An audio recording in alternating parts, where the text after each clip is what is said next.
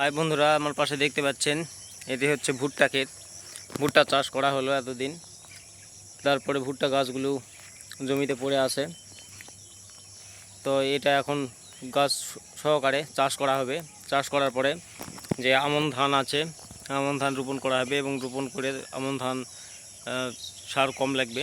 এই ভুট্টা গাছগুলো এবং ঘাসগুলো চাষ দিয়ে কাদা করে ধান লাগানো হবে। তো সে পর্যায়ে এখনও দেরি আছে। তো সেই পর্যন্ত যাতে ভুট্টা গাছগুলো আরও মাটিতে খাই উঠবে এবং মাটির সাথে ফিনিশিং ভালোভাবে হবে এবং ভুট্টার ফলনটা খুব ভালো হয়েছে। মাঠ ভরা শুধু ভুট্টা দেখতে পাচ্ছেন, যতদূর চোখ যায় ভুট্টা, আর পাশে দেখা যাচ্ছে কলা বাগান।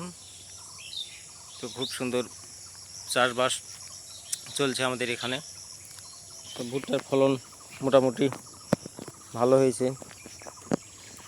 ভুট্টার গাছগুলো ভেঙে দিয়ে ভুট্টা একটা একটা করে ভেঙে নিয়ে তারপরে গাছগুলো ফেলে রাখা হয়েছে। দেখতে পাচ্ছেন আপনারা ভুট্টা ক্ষেত। ভুট্টা গাছগুলো কেমন কেউ দেখতে পাচ্ছেন, ভুট্টা গাছগুলো মাঠ ভরা ভুট্টা গাছ। তো কৃষকেরা বর্তমান ভুট্টা নিয়ে খুব ব্যস্ততার মাঝে আছেন। ভুট্টা চাষ করে ভুট্টা ভাঙা নিয়ে এবং ভুট্টা শুকানো নিয়ে ব্যস্ত আছেন। তো সেই কাজগুলো সেরে ধানের বিচন ফেলবেন। ধানের বিচন করার পর ধানের বিচনগুলো যখন বড় হবে তখন বিচনগুলো রোপণ করা হবে এই জমিতে চাষ করার পরে।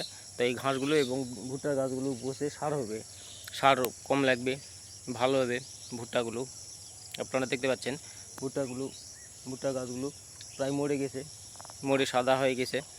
এরপরে চাষ দিলে ফিনিশিং ভালো হবে ভুট্টার গাছের। ভুট্টার জাতটি ছিল লালতির জাতের ভুট্টা। তো বিঘাতে প্রায় 30-35 মণ হারে ফলন হয়েছে ভুট্টাটি। তো বর্তমান এই ভুট্টাটি খুব টপ ভুট্টা, লালতির ভুট্টা। ফল একটা করে ধরবে এবং ফলের যে মোচাটা, সেই মোচাটা পরিপূর্ণ, মানে মাথাটা মোড়ানো থাকে। তো এই জন্য বৃষ্টির জল ভিতরে ঢোকে না এবং ভুট্টাটি অক্ষত থাকে, ভালো থাকে, পোকা ধরে না বা পচে যায় না বৃষ্টির জলে।